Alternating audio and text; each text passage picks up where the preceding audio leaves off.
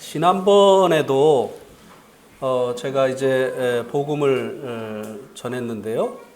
복음 전한다고 이제 하지 않고 전해서 복음을 전하는지 모르고 들으신 분들이 계신 것 같습니다. 오늘도 복음입니다. 로마서 10장 5절에서 10절까지입니다. 교독을 하시도록 하겠습니다. 형제님들이 먼저 5절을 읽겠습니다. 시작. 모세가 기록하되 율법으로 말미암는 의를 행하는 사람은 그 의로 살리라 하였거니와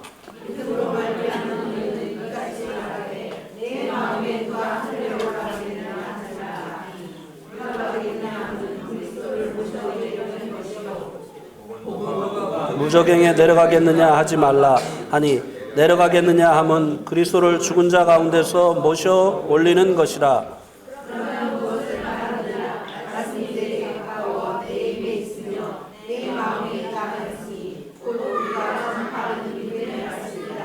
내가 만일 내 입으로 예수를 주로 시인하며 또 하나님께서 그를 죽은 자 가운데서 살리신 것을 내 마음에 믿으면 구원을 받으리라.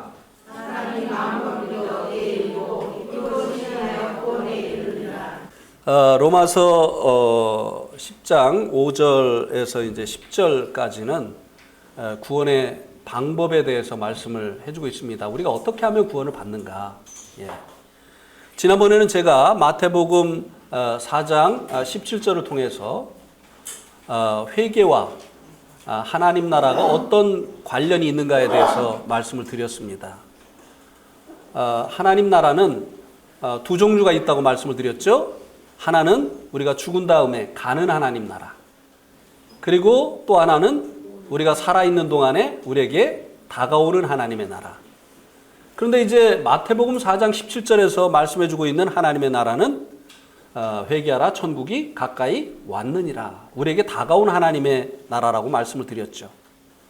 우리에게 다가오는 하나님의 나라는 바로 죄인들이 자기의 그 죄를 회개하고 예수님을 왕으로 영접함으로 인해서 하나님의 나라가 되어지는 것을 말씀을 하고 있다고 말씀을 드렸습니다. 베드로전서 2장 9절에서 하나님께서 우리를 왕 같은 제사장이고 거룩한 나라로 삼으셨다고 말씀을 해주고 있습니다. 우리가 이제 전에는 마귀의 나라였죠. 마귀가 우리를 죄를 가지고 다스렸어요. 그래서 우리가 선을 행하기를 원하였지만 악을 행하였어요. 그래서 우리 자신이 우리를 이해할 수가 없었습니다. 왜 내가 행하고자 하는 바는 행하지 아니하고 원치 않는 바를 이렇게 행하는가? 그런데 그 원인이 바로 이제는 죄를 짓는 내가 이렇게 행하는 것이 내가 아니요 이제는 죄다. 죄가 우리들의 왕이 되어서 자신이 원하는 대로 우리를 통치했기 때문에 우리들의 삶이 이렇게 모순된 삶이 되어졌다고 말씀을 드렸습니다. 그래서 우리가 전에는 이 죄로 인해서 마귀의 통치를 받는 마귀의 나라였습니다. 그런데 이제 우리의 인생을 우리의 마음대로 사는 것이 이것이 죄라고 하는 사실을 깨닫고 우리를 창조하시고 피로 값주고 사신 주님을 우리의 왕으로 영접함으로 인해서 우리가 이제 주님의 나라가 되어진다고 말씀을 드렸습니다. 우리가 우리의 인생에 대한 주권을 그분에게 내어드리는 것, 주인을 바꾸는 것. 더 이상 우리의 인생이 우리의 것이 아닙니다. 이제 남은 인생은 내가 내 마음대로 살지 않겠습니다. 주님의 뜻을 구하고 주님의 뜻 가운데서 살겠습니다. 라고 하는 것이 바로 회개다라고 말씀을 드렸습니다. 그렇기 때문에 이 회개를 하게 되어질 때 우리가 다가온 그 하나님의 나라가 되어진다고 말씀을 드렸습니다. 그래서 이 구원을 받기 위해서 하나님의 나라는 필수예요. 얼마나 많은 사람들이 회개가 되어지지 않은 상태에 있는지 모른다고 하는 것입니다. 죄사함의 그 비밀은 깨달았는지 모르지만 그러나 자신의 인생은 여전히 자기가 주인이 되어서 자기가 원하는 대로 살아가고 있느냐고 하는 것이에요. 하나님께서 모세를 애굽에 보내신 그 목적이 그들을 애굽에서 건져내어서 가나안으로 들어가게 하시려는 것이 아니었습니까? 그렇죠? 그래서 하나님께서 모세에게 두 가지 직분을 주셨어요. 하나는 속량자고 하나는 관리입니다. 이 관리는 이제 룰러, 통치자죠.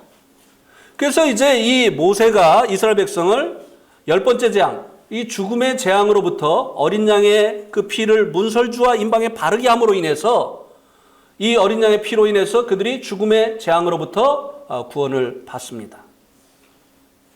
재앙으로부터 구원을 받았어요. 그런데 이제 이 문설주와 임방에 피를 바르고 그 고기를 먹으라고 했는데요. 그 고기를 이제 쓴 나물과 함께 먹으라고 했고 그 고기를 먹을 때는 이제 손에 지팡이를 들고 그리고 발에 신을 신고 그리고 허리에 띠를 띠고 어떻게 먹으라고 했습니까? 급히 먹으라고 했어요. 평상시에 유대인들이 식사하는 모습과는 전혀 다른 모습입니다. 그들은 평상시에 반쯤 누워서 이제 식사를 합니다. 근데 오늘은 달라요. 왜 그렇게 하라고 하셨습니까? 이제는 새로운 통치자 모세의 인도를 따라서 애굽을 벗어나야 되니까요. 이제 통치자가 바뀌어야 되는 것이에요. 이제 마지막 재앙은 면했는데 여전히 바로의 통치를 받고 있고 애굽에서 살고 있다고 한다면 그게 구원이냐 이 말이에요. 오늘 얼마나 많은 사람들이 죄 사함은 알고 있는데 여전히 죄의 통치를 받고 있느냐고 하는 것이에요. 그래서 이게 구원이냐 아니냐 혼돈스러운 여하튼 가운데 얼마나 많은 사람들이 있느냐고 하는 것이에요. 과연 그들이 천국에 가면 얼굴을 볼 수 있는 자인지 아닌지 궁금증을 일으키는 여하튼 사람들이 얼마나 많이 있느냐고 하는 것입니다.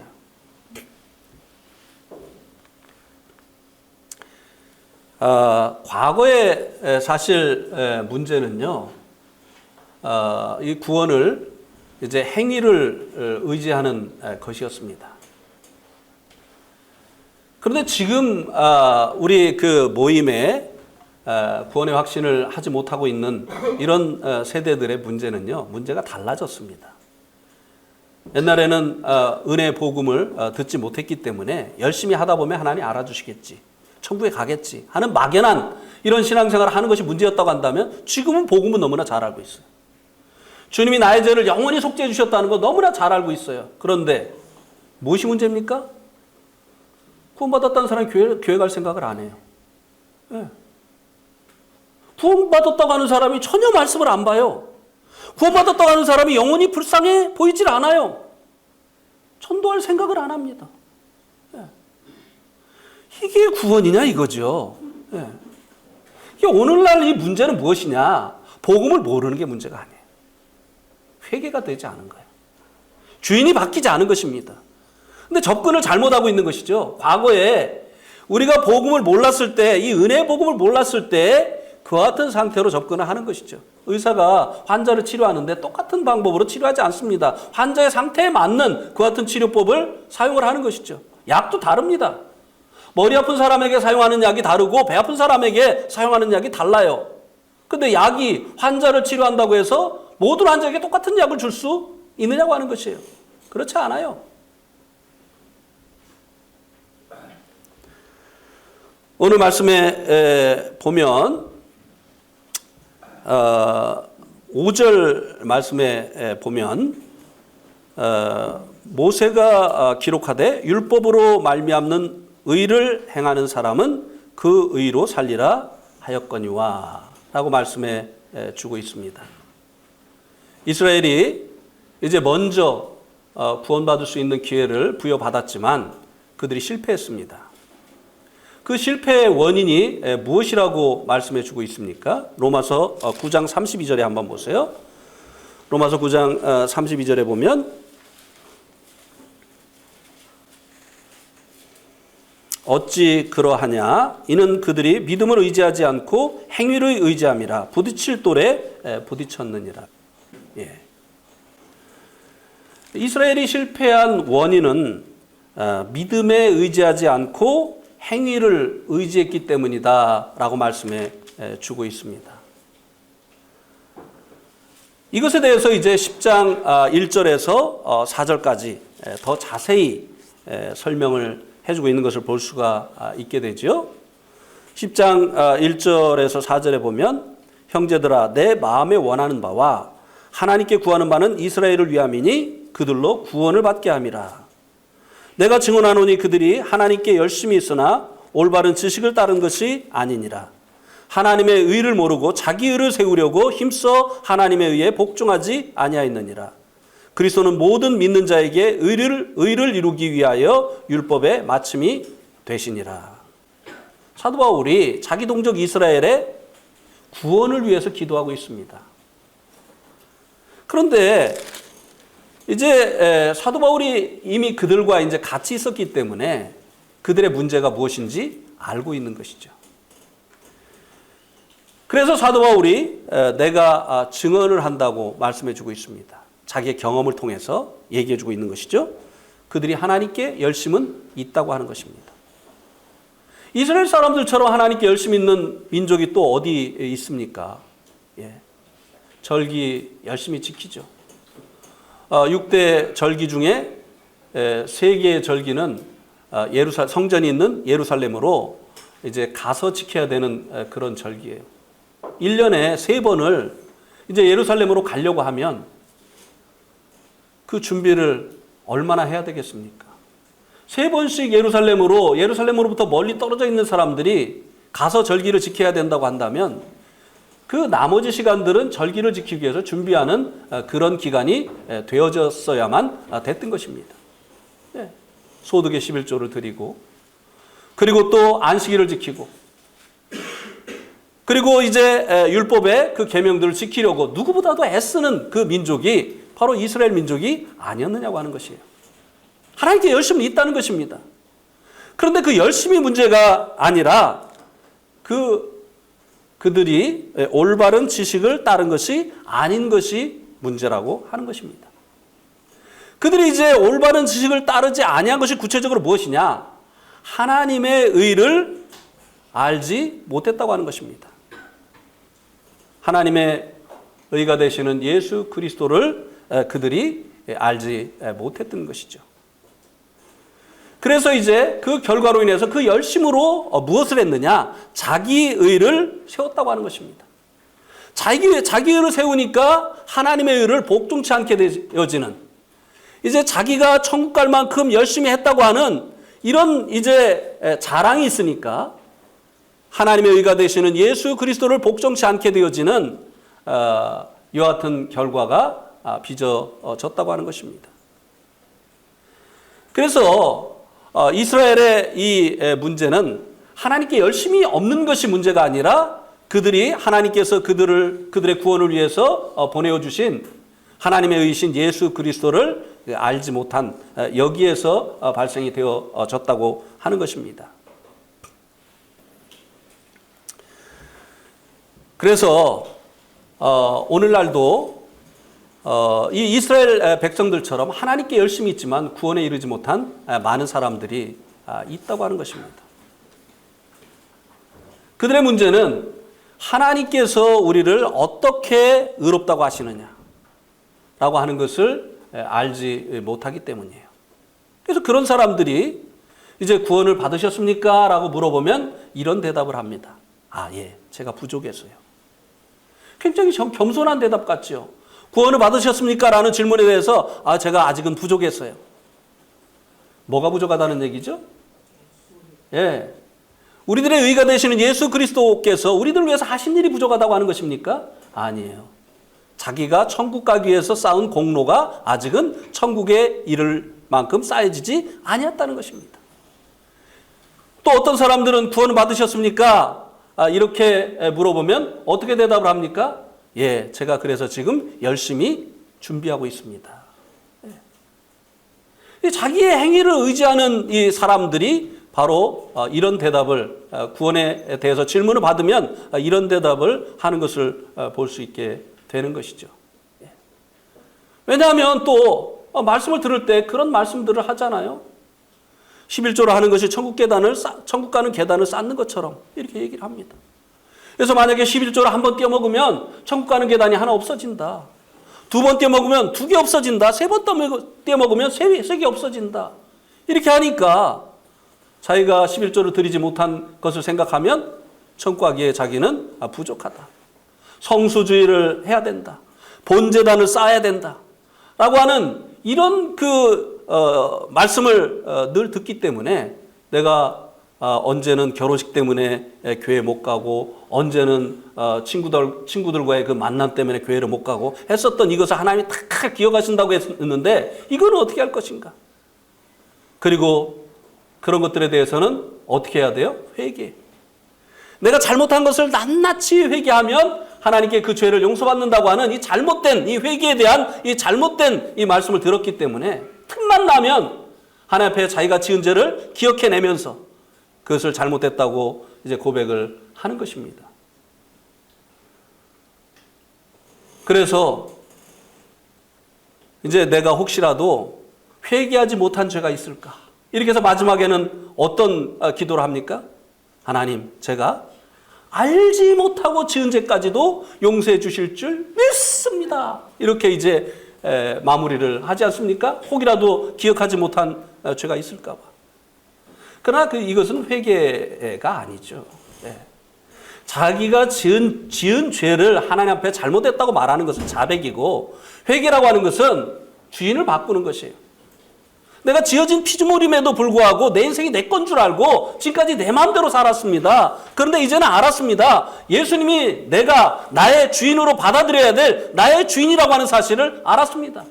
그래서 이제는 나의 생의 권리를 그분에게 내어드립니다. 라고 하는 것이 회개이죠. 그리고 성경에서 말하는 그 회개가 그렇게 죄를 고하는 것이라 만에하나 고하는 것이라 할지라도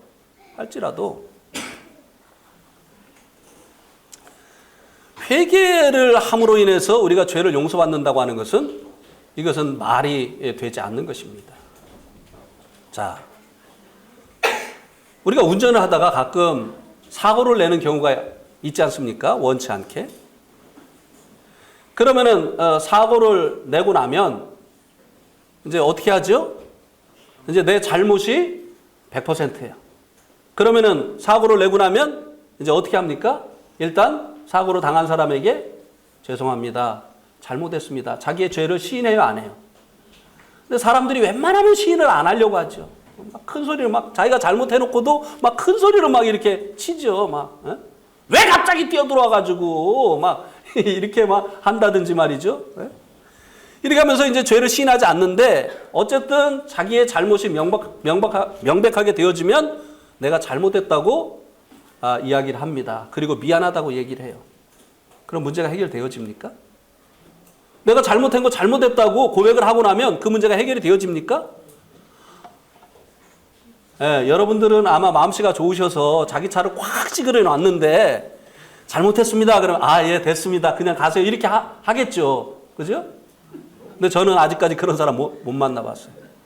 표시도 안 나요. 지난번에 모친님 모시러 가다가 옆에서 차가 끼어들어오려고 해가지고 그 차 쳐다보다가 그만 제가 앞에 차가 서 있는데 서 있는 줄 모르고 가서 살짝 받았어요. 살짝! 내서 보니까 표시도 안 나요. 근데 그 차가 BMW야. 그래가지고 막 간이 철렁해가지고 그것도 막 BMW도 조그만 게 아니에요. 큰 거고 그리고 거의 새 차예요. 표시가 안 났어요. 근데도 제가 가서 세차를 해보고 연락을 드리겠습니다. 그 말씀 전할 때 연락 왔어요, 안 왔어요? 제가 그날 연락 올 것 같아가지고 제 핸드폰을 우리 이봉영 형님에게 드렸는데 연락 왔잖아요. 그래가지고 보험 처리해줬다고요. 그래도 그 사람이 마음이 좋아가지고 막 반바 다 바꿔야 된다고 하고 막 색 다시 해야 된다고 그래. 몇 천만 원 드는 건데 간단히 다행히 해결이 됐습니다. 그런 사람들 있잖아요.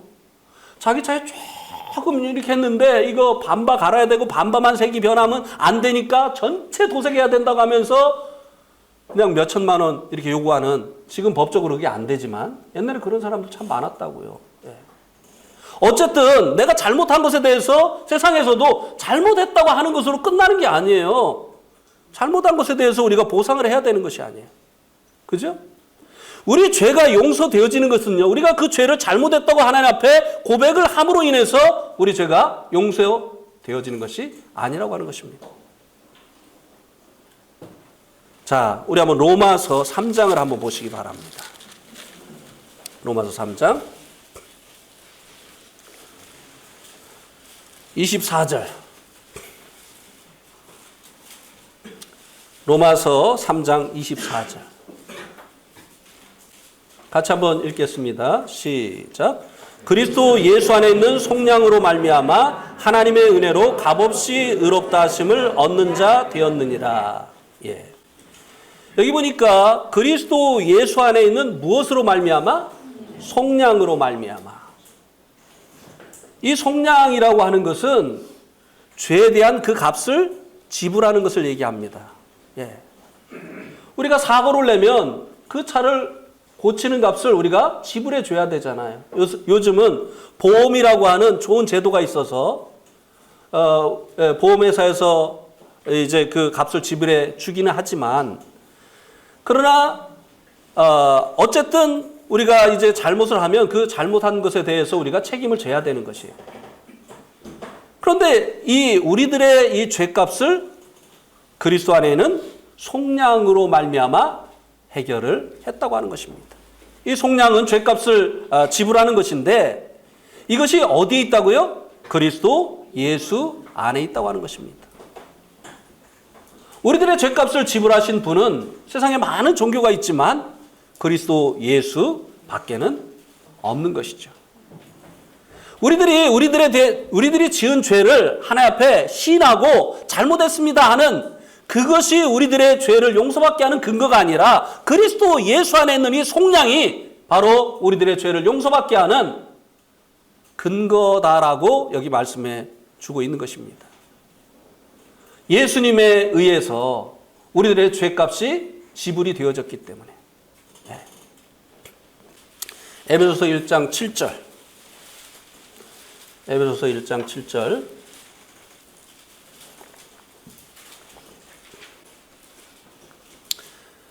우리는 그리스도 안에서 그의 은혜의 풍성함을 따라 무엇으로 말미암아?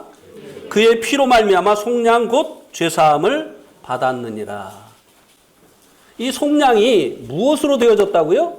예수님의 피로 말미암아. 예수님의 피로 말미암아 우리의 죄값이 어떻게 됐다고요? 치루어졌다는 것입니다. 그래서 우리가 무엇을 받는다고요? 죄사함을 받았느니라. 우리의 죄를 용서받는 그 근거가 바로 우리의 죄값을 대신해서 흘려진 예수 그리스도의 피에 있다는 것입니다. 아무리 우리가 우리의 죄를 자백을 하든지 회개를 하든지 한다 할지라도 그 죄값이 치루어지지 아니었다고 한다면 하나님이 용서해 주실 수 없는 분이에요. 하나님 공의로우신 분이거든요. 우리의 죄값이 치루어지지 않았는데 없던 일로 해? 이렇게 하지 못하는 것이에요. 하나님은 공의로우신 분이기 때문에 반드시 그 죄에 대한 값이 치루어질 때만 하나님께서 그 죄를 용서해 주실 수 있는 것이에요. 그래서 예수님께서 사람이 되셨던 것이고, 그리고 그 몸으로 우리의 죄를 담당해 주신 것입니다. 그래서 예수님께서 십자가에서 돌아가실 때 마지막으로 하신 말씀이 무엇입니까? 내가 다 이루었다. 테텔레스타이. 내가 너희의 죄값을 다 계산했다. 예수님께서 우리의 죄값을 십자가에 달리셔서 흘리신 그 피로 말미암아 다 치루어 주셨기 때문에 하나님께서 우리의 죄를 용서해 주실 수 있게 되어졌다고 하는 것입니다. 그래서 히브리서 9장을 한번 보세요. 히브리서 9장.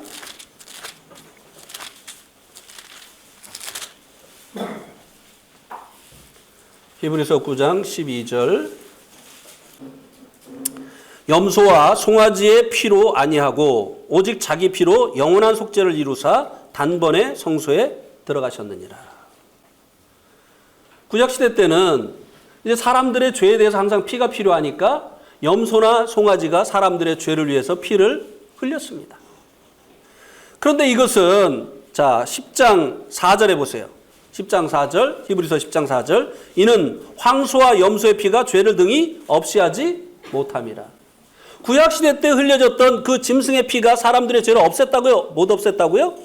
못 없앴어요. 우리 죄라고 하는 이 빚을 짐승의 피로는 청산할 수가 없었다고 하는 것입니다. 그러면 이 구약시대 때는 왜 이 짐승들이 피를 흘리고 죽었습니까? 이것은 하나의 예표였어요. 10장 1절에 보세요. 10장 1절. 율법은 장차 올 좋은 일의 그림자일 뿐이요 참 형상이 아니므로 해마다 늘 드리는 같은 제사로는 나오는 자들을 언제나 온전하게 할 수 없느니라. 이것은 참 형상이 아니고 그림자라고 했어요. 네. 이것은 모델이었다 이 말입니다. 참 형상이신 예수 그리스도께서 오시어서 우리들의 죄를 위해서 피를 흘려주실 것에 대한 하나의 그림자였다고 하는 것입니다. 예표였다고 하는 것입니다.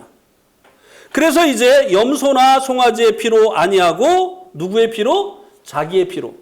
예수님의 피로. 무슨 속죄를 이루셨다고요? 영원한 속죄를 이루사 단번에 성소에 들어가셨느니라. 네. 자, 여기 이제 들어가셔서 예수님께서 이제 어떻게 하셨다고 이제 말씀해 주고 있느냐면요. 10장 12절 보세요. 10장 12절. 오직 그리스도는 죄를 위하여 한 영원한 제사를 드리시고 하나님 우편에 어떻게 했다고요? 앉으셨다고 했어요. 자, 앉았다는 말은 무슨 얘기일까요? 이제 일을 마치시고 쉬신다는 거죠. 그런데 자, 11절에 보세요. 11절. 제사장마다 매일 어떻게 해서 서서 섬기며 자주 같은 제사를 드리며 이 제사는 드리되 이 제사는 언제든지 죄를 없게 하지 못하거니와. 구약의 제사장들은요, 앉아 있을 수가 없었어요. 왜? 한 번에 모든 죄를 없앨 수 있는 이 제사를 드릴 수가 없었기 때문에. 사람들의 죄를 위해서 수도 없이 제사를 반복해서 드려야 됐어요. 같은 제사를. 그러니까 항상 서 있는 거예요. 그래서 구약의 이 성전이나 선막에는요, 의자가 없어요. 네. 앉을 수가 없습니다. 근데 예수님께서는 한 영원한 제사를 드리시고 하나님 보좌 우편에 어떻게 했다고요? 앉으셨다고 했어요. 그러면은 우리들의 죄를 예수님이 흘리신 피로 다 계산을 했다는 얘기입니까? 남아있다는 얘기입니까? 했다는 얘기예요. 그래서 예수님 자기의 피로 무슨 속죄를 이루셨다고요? 영원한 속죄를 이루셨다. 예, 영원한 속죄. 이 영원이라고 하는 것은 하나님의 세계를 얘기하는 거예요. 영원은 시간적인 개념이 아닙니다. 창세 전을 영원한 때 전이라고 얘기하고, 그리고 이제 이 세상이 끝나고 나면 다시 영원 세계로 들어가는 겁니다. 그러니까 이 영원 세계 속에는요, 이 시간 세계가 포함이 되어 있는 것이에요. 이 시간 세계 속에만 과거도 있고 현재도 있고 미래가 있는 것이에요. 예. 그러면 영원한 속죄라고 하는 것은 무엇을 말하느냐 하면 이 모든 시간 세계를 포함하고 있는 것을 얘기하는 것이에요. 예수님이 2000년 전에 십자가에서 돌아가셨지만 그 시대 이전의 사람들의 모든 죄, 그리고 그 시대 사람들의 죄, 그리고 예수님 다시 오실 때까지의 그 모든 사람들의 그 죄에 대한 값이 십자가에서 돌아가신 예수님의 피로 말미암아 한 번에 다 계산이 되어졌다는 것입니다. 예수님 그렇게 하실 수 있는 분이십니까? 없는 분입니까? 그분은 말씀으로 천지를 창조하신 분이에요. 그분은 천지를 창조하신 창조주 하나님이에요. 사람들을 다 없애시고도 더 많이 만드실 수 있는 분이에요. 그분은 무궁한 생명의 능력을 가지고 계신 분이에요. 그렇기 때문에 그분의 피는 사람들의 이 모든 죄값을 다 치르고도 남는 그런 가치를 가지고 있는 피라고 하는 것입니다. 그래서 예수님께서 한 번 우리들의 죄를 위해서 십자가에서 돌아가셨지만 그분의 피가 우리의 과거, 현재, 미래, 우리 개인의 과거, 현재, 미래 이 모든 죄값까지도 다 치루어 주신 것이에요. 그런데 사람들이 왜 구원 받으셨습니까? 이렇게 물으면 아유 제가 부족했어요. 이렇게 얘기를 할까요? 그들의 이 믿음이 예수 그리스도에게 가 있지 않기 때문이에요. 자기의 공로에 가 있기 때문이에요. 내가 아직 천국 갈 만큼 공로를 쌓지 못했다고 하는 것입니다. 제가 열심히 하고 있습니다. 제가 열심히 교회 다니겠습니다. 제가 열심히 헌금 생활하겠습니다. 이거 다 뭐예요? 자기 공로를 의지하고 있는 것이다 이 말입니다.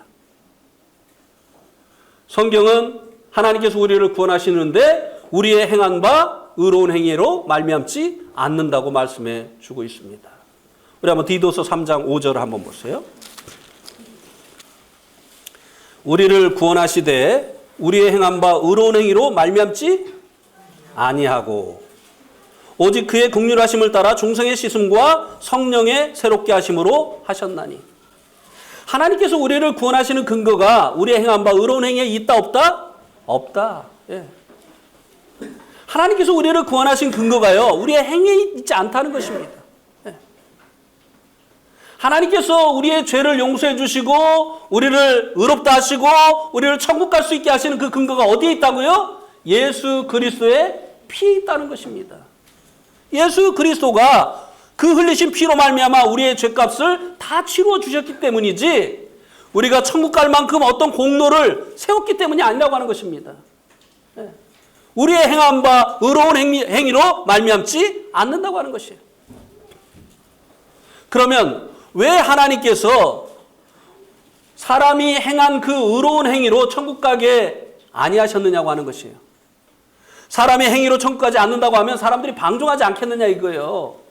교회도 안 나오고 헌금도 안 하고 선한 삶을 살지도 않고 행위가 천국 가는 것과 아무 상관이 없다며 하면서 더 막 살지 않겠느냐. 네. 이런 사람들이 이야기를 하잖아요. 이거 위험한 사상이다. 은혜로 천국 간다고 하는 거, 사람 편에서 아무것도 안 하고 천국 간다고 하는 거, 이거 위험한 사상이다. 사람들이 이렇게 이야기를 합니다. 하나님께서 왜 사람을 구원하시는데 그 사람이 천국 갈 만큼 얼마나 공을 쌓았느냐 이것을 안 보시느냐 이 말입니다. 그것을 근거로 해서 왜 하나님께서 사람을 구원하시지 않느냐고 하는 것이에요. 그 이유가 무엇일까요? 자, 에베소서 2장 8절, 9절 우리 다 같이 한번 읽어보겠습니다. 시작. 너희는 그 은혜에 의하여 믿음으로 말미암아 구원을 받았으니 이것은 너희에게서 난 것이 아니요 하나님의 선물이라. 행위에서 난 것이 아니니 이는 누구든지 자랑하지 못하게 함이니라. 하나님께서 왜 사람이 행위로 구원받지 않도록 하셨느냐? 여기 뭐라고 말씀해 주고 있습니까? 자랑하지 못하게 하려 하십니다. 네. 사람들이요, 또 어떤 사람들은 그래요.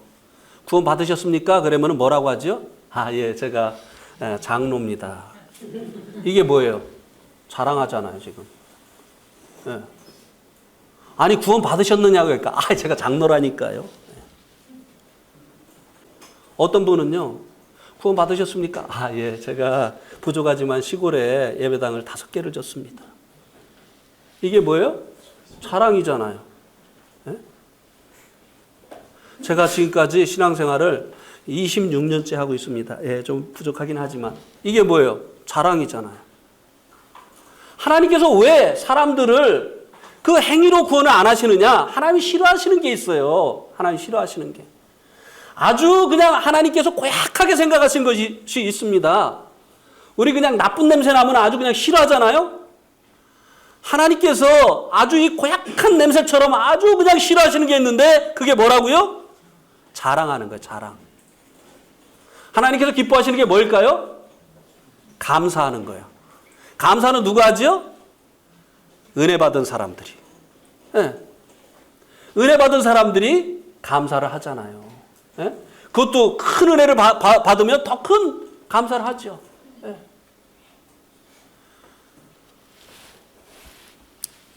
그리고 또 하나님께서 이제 이 행위로 사람들의 그 행위의 결과로 하나님께서 구원을 안 하시는 이유가 있어요. 전도서 7장 20절을 보세요. 다 같이 읽겠습니다. 시작. 선을 행하고 전혀 죄를 범하지 아니하는 의인은 세상에 없기 때문이로다. 선을 행하고 죄를 범하지 아니하는 의인은 세상에 있다고요? 없다고요? 네. 항상 선을 행하고 죄를 결코 범치 않는 사람은 세상에 한 명이라도 근데 있어요. 성경은 없다고 하는데 가끔 그런 사람들 만납니다. 네. 제가 한번 인도의 그 부탄 접경에 있는 인도 마을에 이제 전도를 하러 갔는데요. 우리 형제님의 형이에요.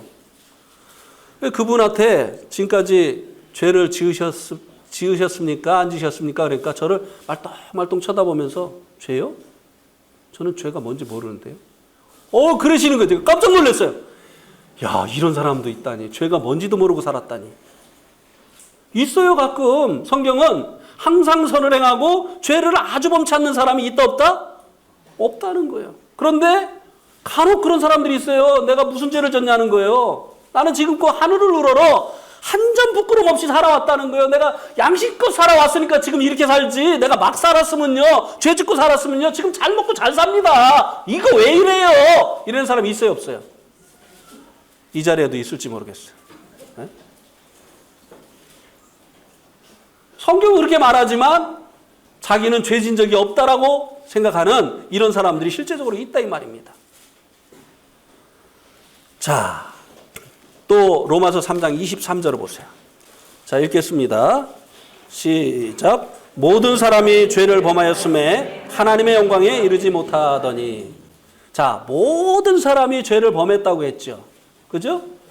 뭐 누구 빼놓고 얘기해주고 있습니까? 모든 사람이 죄를 범했다고 했어요. 왜 모든 사람이 죄를 범할까요? 죄인이니까 모든 사람이. 그래서 3장 10절에는 의인은 없나니 하나도 없다고 했어요. 왜요? 첫 종자가 죄의 종자예요. 첫사람 아담이 죄인이에요. 그래가지고 사과씨가 심기면 어떤 나무가 거기서 나오죠? 사과나무. 사과나무에서는 어떤 열매가 맺히죠? 배, 감, 사과. 뭐가 맺히죠? 네, 사과가 맺히죠. 졸고 있다가 배! 크게 얘기하면 배! 이렇게 얘기하시는 분들이 있는데 사과나무에서는요, 사과가 맺히게 돼 있어요. 네. 왜 사람들이 모두가 죄를 짓느냐? 모두가 죄인이기 때문이에요. 네. 모두가 이제 죄인인데, 모두가 죄를 짓는데 하나님께서 사람이 행한 의로운 행위로 구원을 하시려고 한다면 구원받을 사람들이 있다 없다? 천국 갈 사람이 있다 없다? 없어요. 하나님께서 사람의 의로운 행위를 구원의 근거로 뒀다고 한다면 천국은 텅텅 비게 돼 있습니다. 지옥은 만원이 되게 돼 있어요. 하나님께서 사람을 구원하시는데 그 행한 바 의로운 행위로 말미암지 않은 그 이유는요, 하나님께서 자랑하는 것을 원치 않으셨기 때문이에요. 네. 두 번째로는 모든 사람들이 다 죄를 범하는 죄인이기 때문이에요. 죄를 안 짓고 천국에 올 수 있는 가능성이 있는 사람은 세상에 아주 없다고 하는 것입니다. 자기가 자기를 그렇게 생각할 수는 있어요. 그러나 자기가 자기를 의롭다고 생각하는 거 그거 아무런 의미가 없어요. 제가 가끔 이 예를 들지요. 제 동생이 옛날에 대학교 시험을 보고 왔는데 그 대학 갈 실력이 안 돼요. 근데 기왕 치는 거 좋은 대학 치고 떨어져야지 그래도 체면이라도 쓰지. 그래가지고 S대를 쳤어요. S대. 물론 서울대는 아니에요. S대 물리학과를 쳤는데 갔다 와가지고 이제 제가 물어봤어요. 야, 어떻게 됐어? 그랬더니 몸을 껐덕껐덕하면서 나 장학금 타면 어떡하지? 이러는 거예요. 그래서 제가 속으로 아이고 이놈 떨어졌구나. 아니나 다를까 발표날 이제 막 그 가려고 하니까 어머니가 막 같이 가자고 하니까 내가 가서 보고 와서 다 말해줄 거니까. 그래가지고 막 엄마가 막 따라갔어요. 네. 따라가가지고 보니까 얘가 합격자 명단을 이렇게 반드시 서서 보지도 않고 옆으로 서서 이렇게 보더니 그냥 가더래요. 왜? 보나마나 없는 거 자기가 더 잘 알지요. 네. 어머니는 그냥 합격자 명단에 그 물리학과 명단에 짚어가면서 보는데 있어요 없어요? 없어. 네. 자기는 장학금 탈까봐 걱정을 했는데 학교에서는 안 붙여줬어요. 그러니까 예비 합격자 명단에 봤어요. 있어요 없어요? 없어. 그러니까 다른 과 가서 봤어요. 혹시나. 다른 과에 왜 있어요? 그 합격자 명단을 다 보고 오신 거예요. 아무리 자기가 자기 그 점수에 대해서 높이 평가한다 할지라도 그 학교에서 아니라고 하면 아닌 거예요. 나는 죄 지은 적이 없습니다. 죄가 뭐예요? 나는 하늘을 우러러 한 점 부끄럼 없이 지금 살아왔어요. 나는 양심껏 사는 사람이에요. 누구란 모르지만 자기가 자기를 평가하는 거 아무런 의미가 없어요. 네. 나는 일주일에 2번씩 금식하고 소득의 11조를 드리고 저 세리와도 같지 아니함을 감사하나이다. 사람들이 왜 자기를 의롭다고 하죠? 매일 죄를 먹고 마시면서 살아가면서도 그 말하는 것이 죄, 그 생각하는 것이 죄, 그 행동이 죄인데도 불구하고 왜 사람들이 자기를 의롭다고 하죠? 생각하죠? 왜죠? 자기보다 더 막 말하는 사람, 자기보다 더 나쁜 생각을 가지고 있는 사람, 자기보다 더 막 행동하는 사람과 자기를 비교하니까 자기는 늘 잘난 거예요. 의로운 거예요. 사람들이요, 자기보다 잘난 사람하고 자기를 비교하는 거 싫어해요. 늘 자기하고 자기보다 못난 사람과 자기를 비교하면서 자기를 괜찮은 사람이라고 생각을 하는데, 하나님께서 심판하실 때 그렇게 하십니까? 아니에요. 우리들의 행한 것들을 하나님께서 생명책이 아닌 다른 책에다 어떻게 했다고 했어요? 다 기록했다고 했어요. 난 그것만 생각하면 막 그냥 부들부들 떨렸어요. 왜? 숨어서 못된 짓을 엄청 했거든요. 막. 예? 말을 다 못해요. 막 그냥 얼마나 그냥 나쁜 짓을 많이 했는지. 예? 박장수 형제는 살짝 웃는데 저분도 그런 것 같아. 예? 아버지가 엄해가지고 숨어서 주로 죄를 졌을 것 같아. 부모님이 안 엄한 분들은 그냥 막 드러나서 죄를 짓지만, 엄한 분들은 대부분 보면 숨어서 죄를 짓는데, 그게 또 그냥 감칠맛이 나잖아요. 왜? 예? 어쨌든 하나님께서 사람을 구원하시는데 사람의 행한 바 의로운 행위로 말미암지 않은 것은요, 그렇게 하면 구원받을 수 있는 사람이 아무도 없기 때문이라고 하는 것입니다. 그래서 우리가 구원을 받는 방법은 우리가 선을 행해서 그 선을 가지고 천국에 이르도록 탑을 쌓는 것이 아니라고 하는 것입니다. 적선하는 것이 아니에요. 선을 이제 천국에 이르도록 쌓는 것이 아니라고 하는 것입니다. 그러면 율법은 왜 줬느냐 이 말이에요. 율법에 보면은 선을 행하고 악을 행하지 말라고 하잖아요. 그죠? 도둑질하는 거 이거 선이에요, 악이에요? 악이죠. 근데 도둑질 하라고 했어요, 하지 말라고 했어요? 간음하는 거 이거 악입니까, 선입니까? 그래, 하라고 했어요, 하지 말라고 했어요? 부모를 공경하는 거 선입니까, 악입니까? 그거 하라고 했죠. 그러니까 율법에 선을 행하고 악을 행하지 말라고 했어요.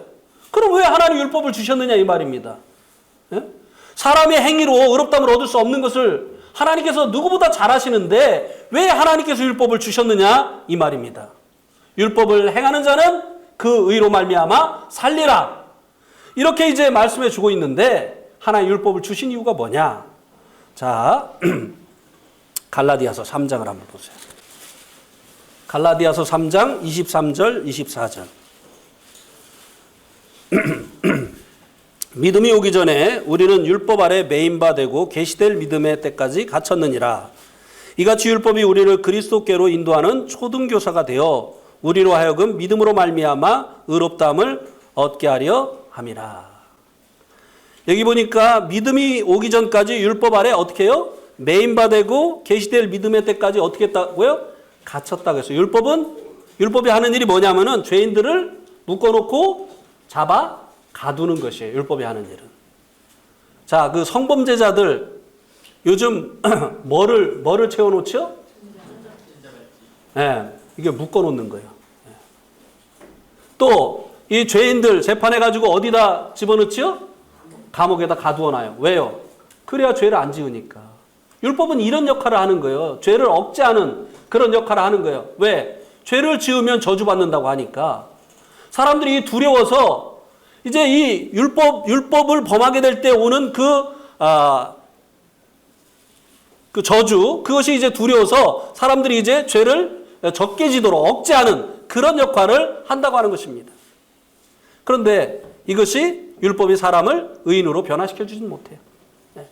감옥 생활 한다고 그 죄인이 의인으로 변화돼서 나오진 않아요. 그래서 이제 23절에 보면 이 율법의 역할은 이같이 율법이 우리를 그리스도께로 인도하는 초등교사가 되어 우리로 하여금 믿음으로 말미암아 의롭다함을 얻게 하려 함이라. 율법의 이 기능이 뭐냐면은 이 율법은 우리를 그리스도에게로 인도하는 무슨 역할을 한다고요? 초등교사의 역할을 한다는 것입니다. 이 시대에는요, 전쟁이 많았어요. 그래가지고 이제 전쟁에 승리한 사람들은요, 그 전쟁에 패배한 사람들을 포로로 잡아옵니다. 그게 이제 전쟁에 승리한 대가죠. 이 포로를 잡아오는데 그 포로들 중에는 왕족도 있고 귀족도 있고 이렇게 있어요. 그런 사람들은 많이 배웠단 말이에요. 그럼 이런 사람들을 데려다가 어떤 그 일에 사용을 하느냐? 자기 아이들을 가르치는 일에 사용을 하는 거예요. 여기서 말하는 이 초등교사가 바로 그런 사람을 의미하는 것입니다. 이제 고등교육을 받기까지 그 초등교사 아래에서 교육을 받게 하는 것이죠. 고등교사에게로 가면 더 이상 이 초등교사는 필요 있다 없다? 없는 거예요.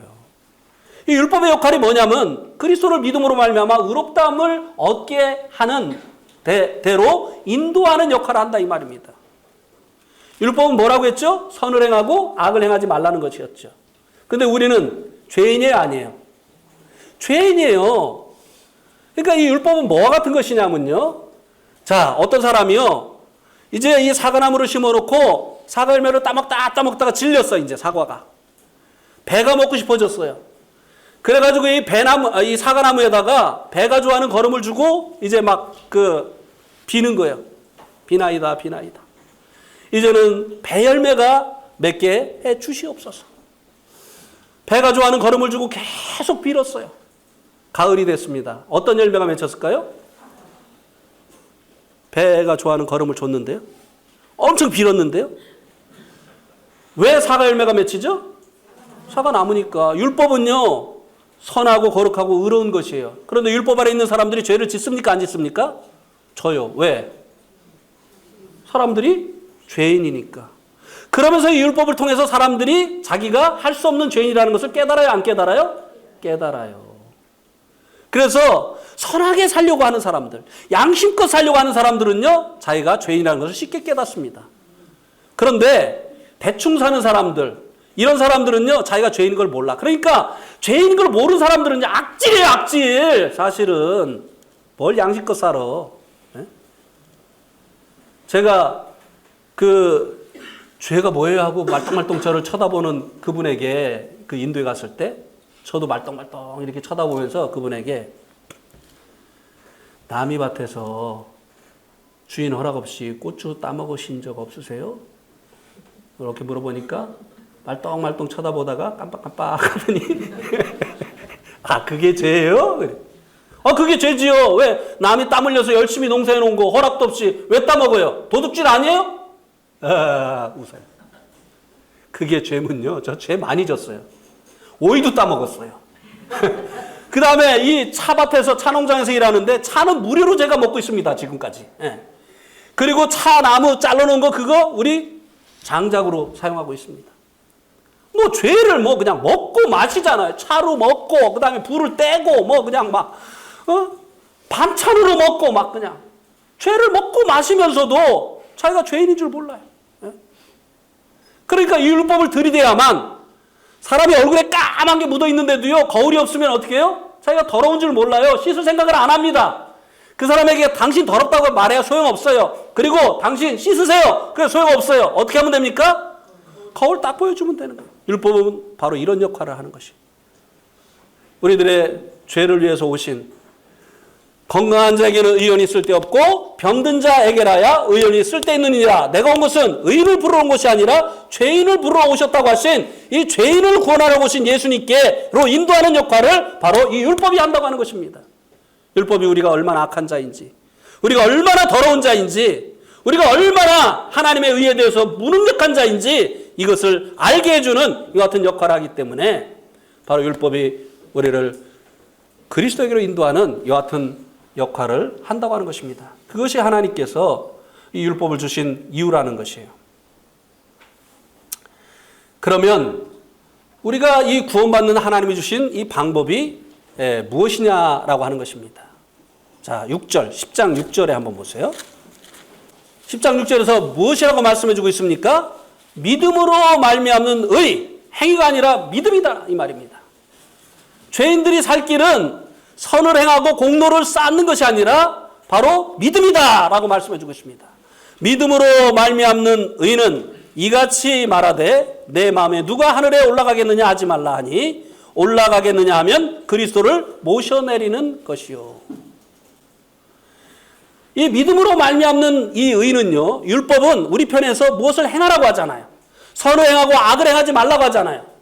그런데 이 믿음으로 말미암는 의는요, 사람 편에서 할 일이 있다 없다? 없다는 것입니다. 그리스도를 모셔 올리려고 모셔 내리려고 하늘에 갈 필요가 없다고 하는 것입니다. 왜? 예수님은 이미 내려오셨고 우리들의 죄를 위해서 십자가에서 영원한 속죄를 이루어 주셨기 때문에 우리가 그분을 끌어내려서 우리의 죄를 좀 어떻게 해주십시오. 우리 편에서 해야 될 필요가 없다고 하는 것입니다. 그분은 스스로 이 일을 다 이루셨어요. 네. 십자가에서 예수님께서 돌아가시면서 내가 다 이루었다. 그 피로 인해서 우리들의 죄를 영원히 속죄해 주셨어요. 뿐만입니까? 자, 그 다음에 이제 7절 보세요. 혹 누가 무저갱에 내려가겠느냐 하지 말라 하니 내려가겠느냐 함은 그리스도를 죽은 자 가운데서 모셔 올리는 것이니라. 예수님이 죽으시고 이제 음부에 가셨죠. 예. 그러니까 그분을 이제 우리가 음부에 가서 주님 지금 이렇게 있으면 안 됩니다. 유대인들이 지금 예수님 돌아가신 거 보고 지금 박수치고 있지 않습니까? 하나님의 아들이 아닌데 하나님의 아들이라고 하나님을 모독해가지고 죽었다고 죽어도 싸다고 지금 이렇게 하고 있는데 여기 계시면 어떻게 합니까? 올라오세요 올라오세요 부활하셔야 됩니다 하고 우리가 무적하게 내려가서 주님의 부활을 도울 필요가 있다 없다? 없어요. 그분은 3일 만에 그 신성의 능력으로 어떻게 했어요? 죽은 자 가운데서 부활하셨어요. 주님은 하늘에서 내려오시는 것도 스스로 하셨고 그래서 이 땅에서 우리의 죄를 담당해 주시는 일도 주님 스스로 하셨고 그리고 부활하시는 것도 주님의 그 신성의 능력으로 주님께서 스스로 하셨기 때문에 우리들이 해야 될 일은 뭐예요? 믿기만 하면 돼요. 참아도 못하고 힘써도 못하고 하지만 믿으면 어떻게 해요? 하겠네. 네, 믿으면 되는 것이에요. 우리 편에서 해야 될 일이 없어요. 우리가 구원받기 위해서 하늘에 가을 만큼, 하늘에 닿을 만큼, 하나님을 감동시킬 만큼 우리 편에서 선을 행하고 공을 쌓을 필요가 없이 하늘에서 내려오셔서 우리의 죄를 담당하시고 죽은 자 가운데서 부활하신 예수 그리스도를 믿으면 하는 것입니다. 믿으면 하는 것이. 믿음의 의는 이것을 말하고 있다 이 말입니다. 율법은 그 율법을 행하는 자가 이제 그 율법을 행하여서 산다고 말하였지만 그러나 믿음의 의는 우리 편에서 할 일이 없고 단지 믿으면 한다고 하는 것입니다. 자, 로마서 4장 25절을 보세요. 로마서 4장 25절 같이 읽겠습니다. 시작. 예수는 우리가 범한 죄 때문에 내줌이 되고 또한 우리를 의롭다 하시기 위하여 살아나셨느니라. 예수님은 왜 내어줌이 되셨다고요? 하나님께서 왜 그 아들을 내어주셨다고요? 무엇 때문에요? 우리의 범한 죄 때문에. 죄는 누가 범했어요? 그런데 죄값은 누가 치루었어요? 이런 일이 세상에 어디 있습니까? 네? 우리 남이 빚진 거 갚아주는 거 좋아합니까? 안 좋아합니까? 안 좋아해요. 근데 그 빚이 엄청날 때는 더더욱 그거 떠맡고 싶습니까? 안 떠맡고 싶습니까? 남의 빚 때문에 집안 몰락한 그런 경우 많이 있잖아요. 네? 그런데 죄는 우리가 범했는데 그 죄를 누구에게 담당케 하셨다고 하나님께서? 예수님께서 내어주셨다고 했어요. 우리의 죄값으로 그 아들을 내어주셨어요. 세상에 이런 일이 어떻게 있느냐는 거예요. 하나님께서 왜 이렇게 하셨을까요? 우리가 죄인 되었을 때 예수님께서 우리를 위해서 죽으심으로 우리에 대한 자기의 사랑을 어떻게 했다고요? 확실히 증거하셨다고 했어요. 무엇 때문입니까? 왜 우리가 지은 죄값을 그 아들 예수님이 치르게 하셨습니까? 우리를 사랑하셨기 때문에. 사랑하셨기 때문에.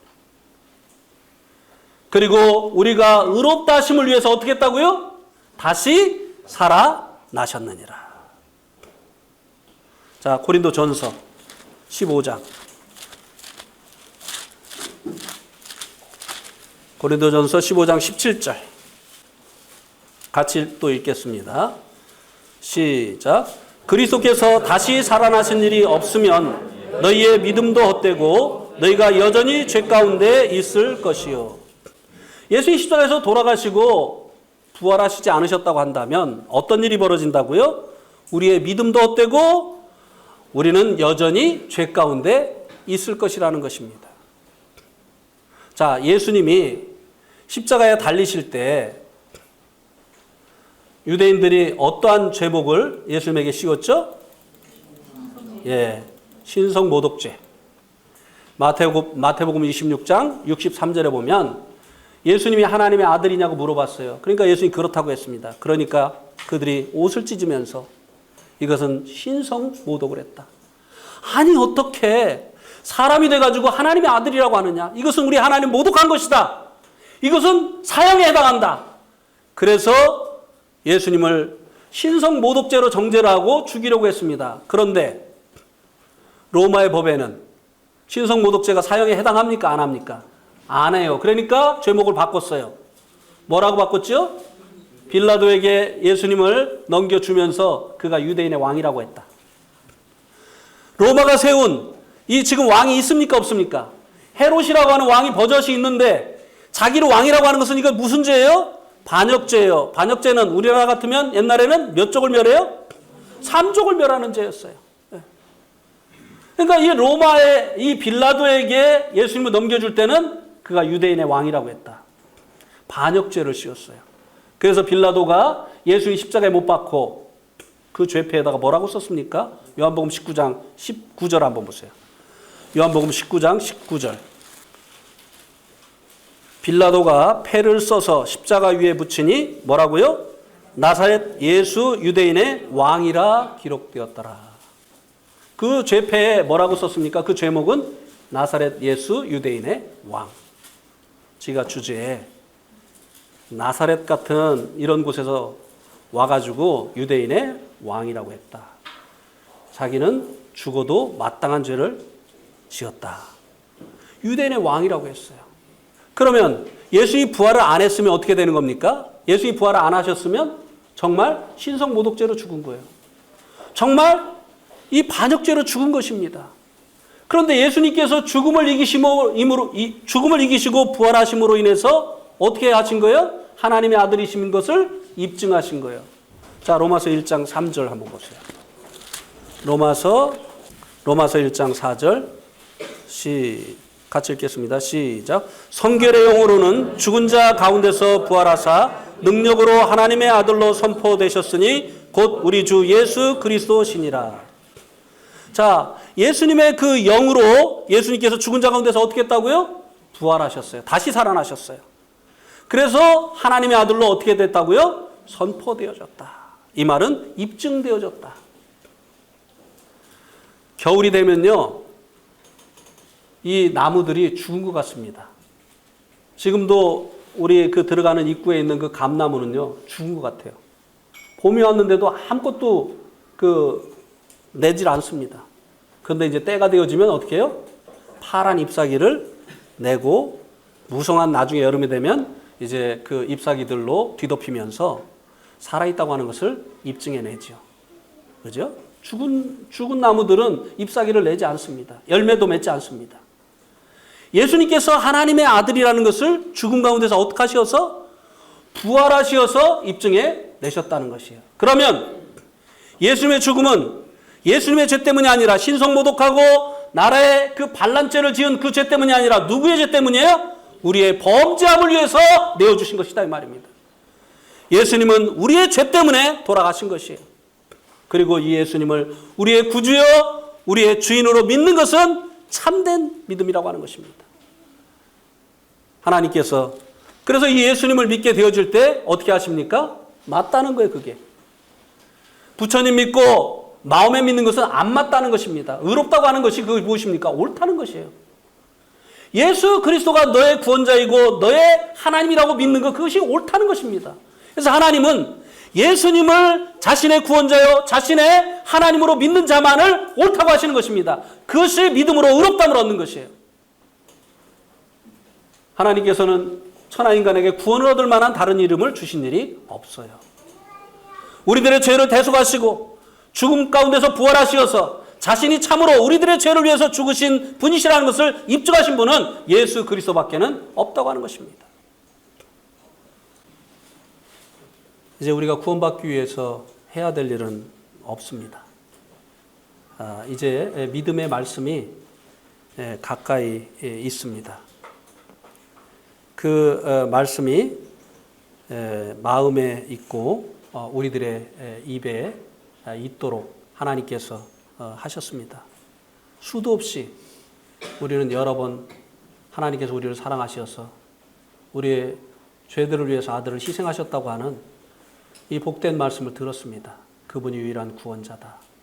그분이 우리의 섬겨야 될 하나님이시다. 라고 하는 말씀을 들었습니다.